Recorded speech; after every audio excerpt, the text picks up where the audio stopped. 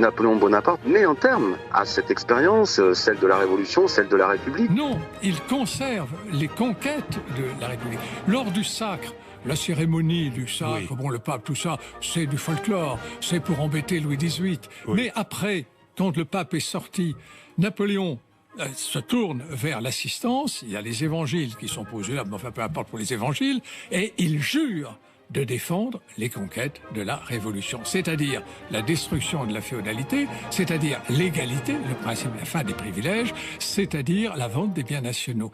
Alors, il y a 3 crimes majeurs qui s'attachent à Napoléon. Le crime politique, c'est un coup d'État du 18 Brumaire qu'il faut évoquer, oui. Le fossoyeur de la République. Non. Ensuite, les crimes de guerre, c'est évidemment le feu et le sang sur toute l'Europe. Les millions de morts, ça date de la Restauration. Hein. Le premier chiffre qu'on a donné, c'est 5,5 millions. Pas de chance, il n'y avait eu que 2 200 000 mobilisés. Donc il y avait 3 millions de trop. Et puis aussi le crime contre l'humanité, puisqu'il a rétabli l'esclavage dans les colonies. Là, il y a une perte d'attention, il y a même, je dirais plus généralement, comment dire, une perte d'ambition intellectuelle chez les gens. Vous voyez, c'est-à-dire ils savent parce qu'ils l'ont vu quelque part. Et puis au fond, il n'y a que leur opinion qui compte, hein, ce qui veut dire que c'est aussi très difficile à gérer. C'est-à-dire tout le monde pense que son opinion est la meilleure et qu'elle doit être prise en compte, quoi.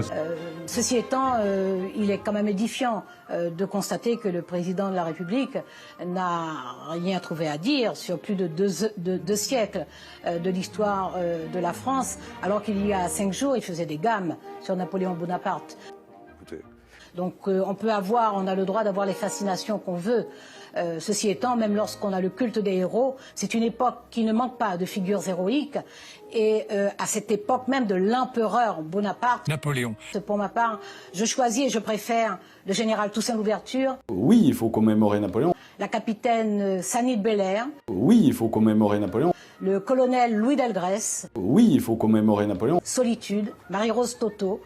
Oui, mais non. Les chefs Pompée. Non. Bonny. Non. Parce qu'ils se sont battus contre le rétablissement de l'esclavage et contre l'esclavage et qu'ils y ont perdu leur vie. Vous n'allez pas me dire que la guerre, ça ne fait pas de mort.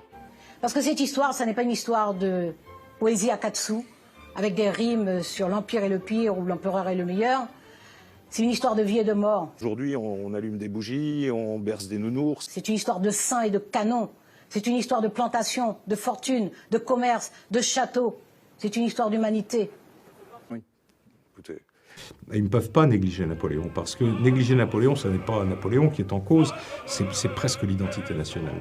Et donc, en fait, je pense que l'enjeu de ce bicentenaire, Napoléon serait content s'il le savait, ça dépasse sa personne, c'est beaucoup plus que ça. Napoléon. Napoléon. Napoléon. Napoléon. Je ne peux pas vous dire où je serai le 5 mai, mais je serai peut-être en train de regarder sur Facebook Live la cérémonie de Sainte-Hélène. Sainte-Hélène a confiné le monde entier.